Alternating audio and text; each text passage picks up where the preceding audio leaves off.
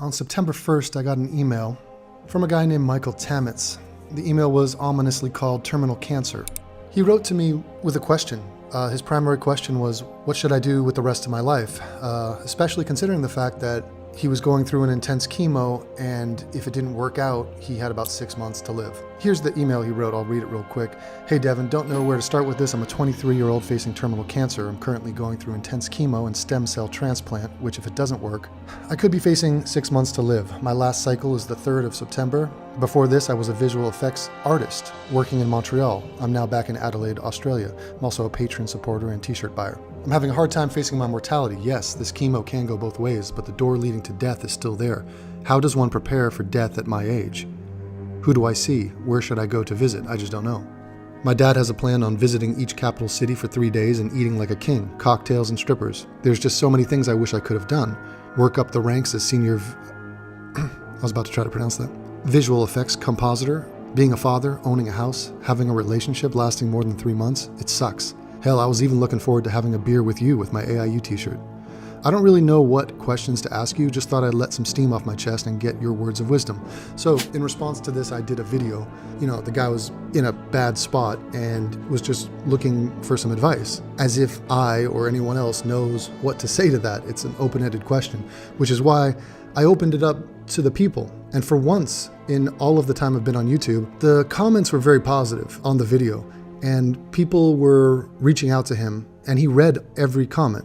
And for that, I thank the people that took the time to put in their 2 cents. After I made the video, we talked on the phone, over Skype actually, and we talked about a bunch of stuff. His situation, obviously, but a lot of other things. And I was just getting to know the guy. Very affable, typical Australian sense of humor, quick to laughter. I was messing with him because his nurse was doing a checkup on him and, going over his various tubes and whatnot. And I was trying to ramp up the sexual tension of the situation and asking details about what she looked like and her cleavage and whatnot. And he was trying to play hush-hush, and he was feeling slightly embarrassed. And we went back and forth a few times, and I tend to be inherently optimistic.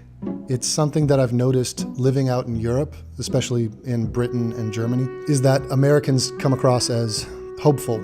That's like their default setting. Think positive, basically. Why not is the attitude, as opposed to no, or just it's not going to happen. So I assumed he was going to go through chemo and rebound, and he's a young guy and he's going to get better. But it did not happen. And I got an email from his father, and it said, "It's Richard Tamits here, Michael's father. Sorry about the delay in getting this news to you, but it has been a brutal 5 weeks. Michael passed away peacefully at 4:05 a.m. on Sunday, the 9th of December, 2018. I was by his side when he took his last breath. Devin, Michael was a faithful follower of you, and he felt such comfort in talking to you about his fate. You talking to Michael was a highlight in Michael's life, as his battle of cancer was taking a toll on him mentally and physically. I'm so glad that you and Michael connected, as this was so special to him as he was nearing the end of his life." So when I got this, I was obviously very saddened to hear this. So a few days after I got this, I realized that he had tried to reach out to me on Skype. Now, I barely ever check my Skype. It's like Facebook. I'm not ignoring you. It's just I don't check it. And so I went to my Skype, and on December 4th, he had said, "Hey mate, long story short, the chemo didn't work the way we wanted it to, and as a result, I have a month or so to live. I'm staying in a hospice as general movement is becoming more hard due to the swelling on the left side of my body." So 5 days later, he had died after writing that.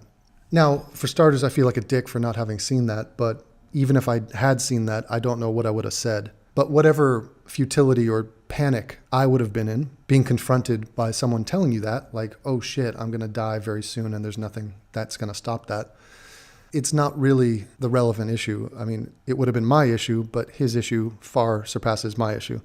And this poor kid, man, Michael, he was a lovely guy. Just a guy who you could easily be friends with this guy. And his life was so bright. My God, he had so much going for him. And it was all just swept out from under him in what just comes across as an insanely cruel fashion.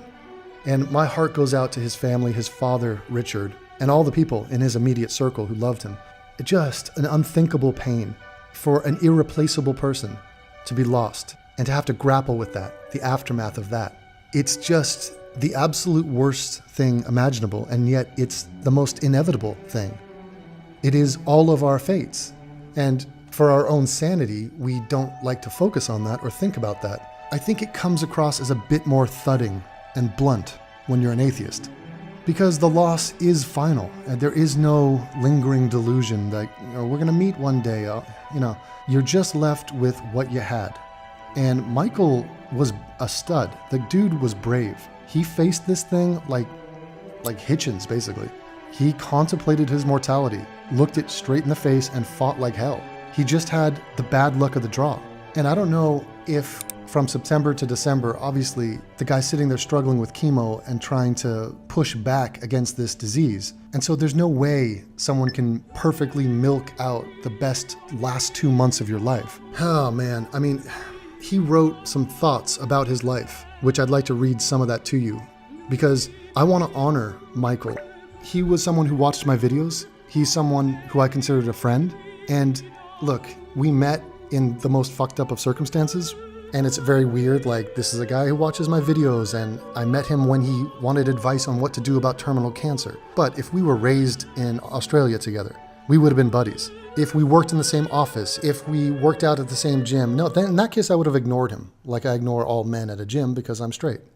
But the point is, the man was robbed of a full life, and cancer is bullshit and tragic, and I wish we spent more resources on it. I wish we have a breakthrough on that, because we are designed by nature to want to solve problems, and otherwise we just feel completely futile. So if the problem is cancer, let's fix cancer, let's solve cancer, or at least up the chances at coming up with breakthroughs. But really beyond that, there's other issues at play, which is mortality itself. In this case, unbelievably tragic, that he did not get the natural lifespan that one would expect. But let me read some of the stuff that he wrote about his life. He says, "One of the most reassuring things that I've witnessed and seen over the last 3 or 4 months, how am I supposed to process this, is that I've been given a chance to live in this universe through microscopic odds between my dad and my mom. Knowing that I've got picked, or I was the strongest tadpole out of trillions of others, has given me a lot more clarity and calm when facing death. Because so many other trillions don't make it." Damn. He's like basically pouring out some liquor for all his fellow sperm who didn't get fertilized. Using sperm. Never pay homage to my sperm, but Michael was different. Different personalities, facial features, and the rest. And when you mix the X and Y chromosomes up between two people, it goes up to 4 trillion, even 10 trillion. So knowing that I got chosen and evolved into the human species that we are today has given me great closure in knowing that I know, you're not always sure, how to give back to the world and indirectly to the solar system and the galaxy. My being part of this journey and this experience of life has really inspired me not to be scared or afraid. I mean, I could have been born in a lot worse time, back in the BCs and the early ADs, with polio ruining everyone, and a simple scratch, which could lead to an infection, or being governed by a warlord, a totalitarian warlord like Hitler or Stalin, I was born in the right time to experience life, which is also a good added bonus to have a chance to live my life, and it's very therapeutic and eases my qualms knowing that. Oh my God, this guy. I mean, putting a positive spin on his impending death. This is like always look on the bright side of death. He was the guy from The Life of Brian. But what a choice to make. He didn't sit there and go, why me, or oh, fuck this. I'm sure he went through phases like that, and I wouldn't begrudge him at all for doing that. But to be thankful for the time he had, for the very fact he was alive. I mean, this is some next level stuff coming out of Michael. In 2013, there was a company that wanted to send people to Mars, and they liked my profile and made me up into the ranks. Really? I got my own article, 3rd page in the Sydney Morning Herald. Jesus, I didn't know this. I'm trying to read this, it's very blurry. It says, "The one-way aspect is a bit scary," Michael says, "but when you think on the grand scale, the knowledge we will learn from it, and the sense of accomplishment, it would be a worthy sacrifice." What? Michael, no, I would have talked him out of that. I've been like, Michael, let's send a robot up there and it can dick around with soil samples all you want. The only way I would encourage him to do that is if they were sending up hot chicks, point blank. In that case, it's a game changer. Like you saw Matt Damon on Mars. He's by himself. That's a nightmare. You send him up with a couple women's volleyball teams, we're talking, it's a different story. It's not even the same. But things didn't work out on that journey and I had to cancel my application. It was a really good experience to answer those questions, like if you've ever been given a chance to do it. I said to them I could do it, and if I were to die looking at planet Earth, then it would have been worth the mission, even if it means that it failed. I've always had that mindset of, thinking about the positives and going after the positives and not dwelling on the negatives. Going through that experience also made me realize who I was as a person, what I was willing to do to get to where I want, and it's really helped me aspire to do other things in my life. Got some pictures of him. Here's him and his dad. I mean, the guy was just full of life and young. Here he is very young, as a baby. Dad rocking the stash. Here he is with a school photo. Creepy haircut. I think he would have needed an intervention on that. Very popular haircut in Mars, though. Here's Michael with his camera. The guy worked with visual effects and had a whole career lined up. And here he is dealing with chemo. Looks like a welcome home party. Mom and dad. There he is. Here's later on in his biography about his life. He says, in May 2017, I started feeling symptoms of laryngitis of the throat, and I decided to get it checked out by the doctors, and the x-ray showed a tumor in the left side of my body. They kept me in overnight and organized a plan along with my dad, who came over for a few days. Laryngitis was caused by a tumor the size of a rock melon that took over the nerve and killed it. I rang Dad at 2 a.m. his time, and it was a nasty shock for him, so he jumped on the first plane he could get. We did a plan of 3 months chemo and surgery in November. The chemo was done through 2 hospitals. One was a French hospital, as Quebec is French, but it didn't work out, so I transferred to a different hospital to finish chemo. I then went to surgery. That took 9 hours. They removed the tumor and my left lung. And after that, I had an emergency operation because due to negligence, someone gave me food prematurely and I vomited it up, which caused my aorta, that's a tough word, aorta, to rupture. So that was another 4 hours under the knife, and yeah, I stayed at home care for about a month waiting for it to be safe to get an airplane. Do Australians spell airplane, aeroplane? To take me back to Australia. It was a business class, so I had a lot of fun. I was back in Adelaide on 17th December 2017. I had been in Canada for almost a year, and Dad was with me for 6 months, helping in the hospital. Back in Adelaide, we organized an oncologist and cardiologist and all my doctors, and we had to test every month. I did a rehab for 3 months, and every blood test we had was negative, so we assumed I was in remission. Then in May, ironically the same day as back in Montreal the year before, I saw a CT scan which showed lesions, and we thought, why is this here? The blood count was 0, so we did a scan and biopsy, and it showed that the cancer had come back. It was far more aggressive, and I was very angry. It had a completely different signature, so we couldn't trace it through platelet work, which was really annoying. Platelet. Jesus. I don't know what it is. I yield to your superiority, all right? Don't even, whatever. It had mutated to something totally different that the doctors didn't know how to treat. It's a very rare one. Last year, there were 5 cases in the world, and this year is 3. I'm one of them. So I was very bittersweet about that. What's the sweet part about that? I mean, the guy is ridiculously positive. Now I had the choice to have chemo or go to palliative care. I chose the chemo. I didn't want to give up. Well, I guess palliative care is not a good thing. But they said the chemo could kill me, and they weren't lying. It definitely felt like it. Kicks my arse quite a lot. I had a chemo and a stem cell transplant. They took the stem cells out from me and regenerated them in the lab because the chemo basically gets rid of everything, just like formatting a computer. Then they put the stem cells back into me to try and regenerate the marrow to fight on. It was about 3 months of chemo. Then I went back home and started to rebuild myself, doing walking and exercising and everything. And yeah, it was good getting back out there and being able to live. But they looked at the results and the chemo didn't work the way we wanted it to. It did show shrinkage on some tumors, but on some others it didn't do anything at all, which really sucked. Every time I had an x-ray and CT scan, there was always that sign of it getting smaller. It's shrinking, always shrinking, but it wasn't shrinking fast enough or powerful enough to get rid of it all. So I had to go into palliative care and do radiation therapy to get rid of the chronic pain and spasms, which worked really well. My chest is completely pain-free and 100% flat, and I am now waiting for my lower back to settle because it takes around 2 weeks to take effect. I mean, so to understand what this guy went through for months and months, just fighting, going through all the hardship, it is absolutely brutal to think of what he must have endured, and always being positive and always being grateful. At the end of his thing, he talks about his father. He said, Dad gave up work to look after me. And he says, the things you thought were huge become insignificant when things like this happen. It puts life in perspective. We've all come from stardust, and we return to stardust. The cosmic galaxy of the observable universe looks exactly like the neuron patterns in the human brain, which is just mind-boggling and a big coincidence. I've done a lot of soul searching in that time period. Apart from that, I can't think of anything else. Oh, Michael. Oh, dude. Well, let me say unequivocally, this fucking sucks. Michael, you are missed.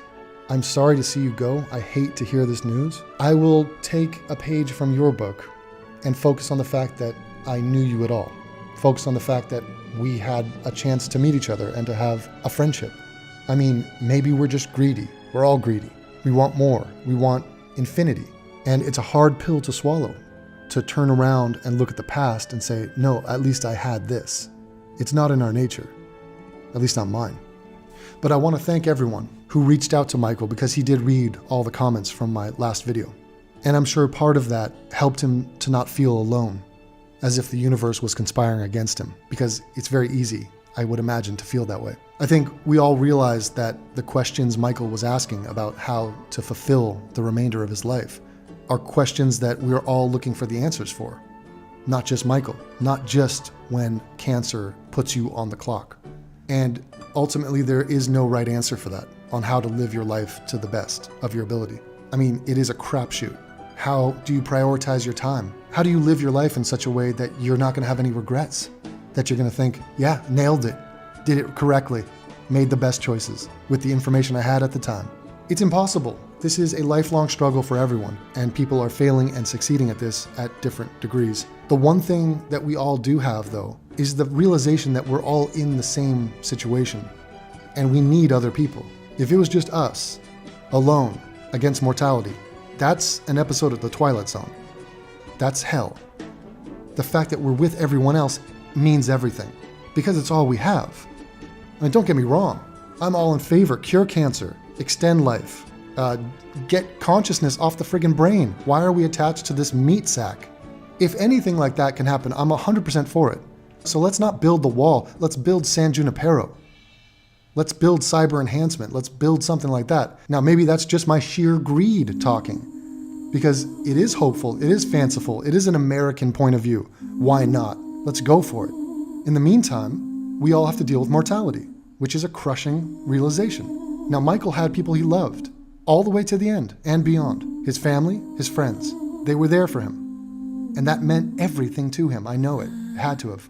And Michael didn't get to do all of the things he planned to do. And this troubled him, and it should have.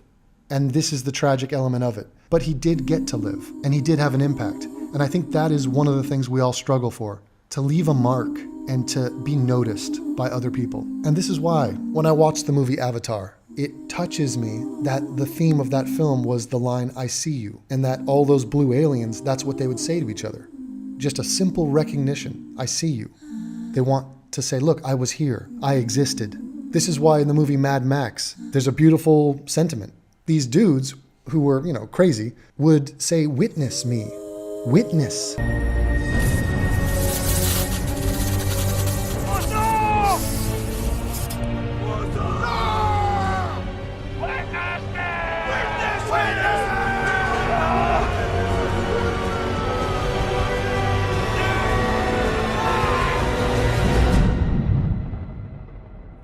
And somewhere in all that crazy shit in that movie, there is a point, which is we seek to be witnessed, to be seen. And knowing this about ourselves, and knowing that we interact and relate to the people around us, we live together, we are a community. What we can do is be that witness to others. So when you can take off your sort of self-interested part of your mind and think about other people, you have to know that your desire to be seen and noticed and acknowledged also exists in them, and that you have the power to acknowledge them, to witness them. And that's why I wanted to make this video, to bear witness to Michael Tamits, my fan, my friend, a man who lost his life early, way earlier than he should have, but a man who lived on his terms and who fought to the end and did it with bravery and did it with a smile. Michael Tamits was here. He was a guy you would have wanted to know. It is crushing that he's gone, but we will all be gone. And I know he will be missed by me and by everyone who knew him. So Michael, we never got a chance to get that beer together. If we ever are drinking a beer together, you and I were both pretty wrong about atheism. But I would toast to you and to the life you led and to the manner in which you led it. And the first round would be on me. My mistake, I was too kind to you.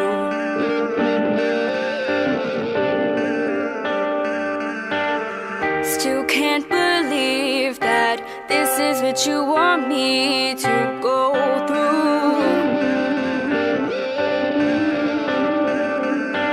Could have been easier, could have tried at the least from what you said you're gonna be, but no, you don't need to take all the blame. Just know you caused me pain, no.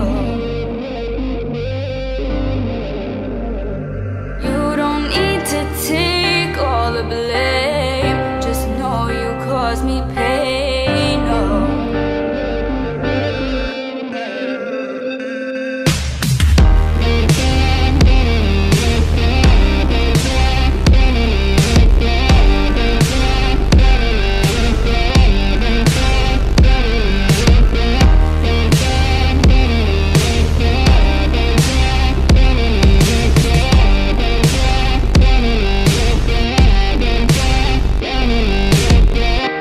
Sorry, you won't see me anymore.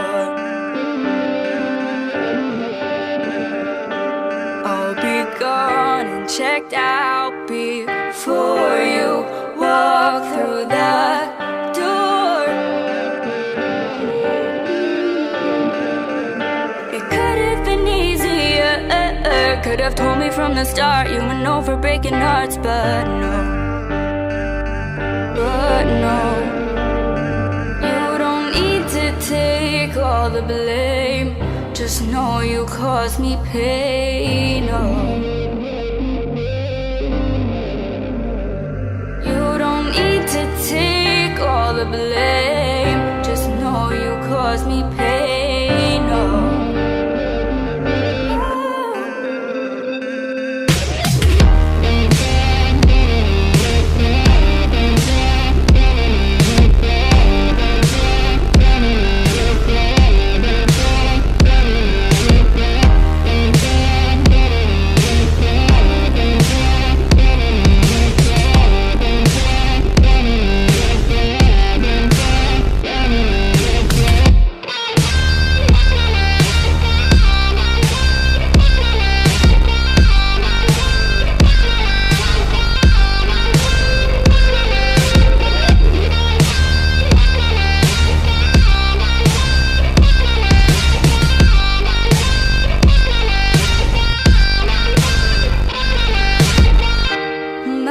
Mistake, I was too kind to you.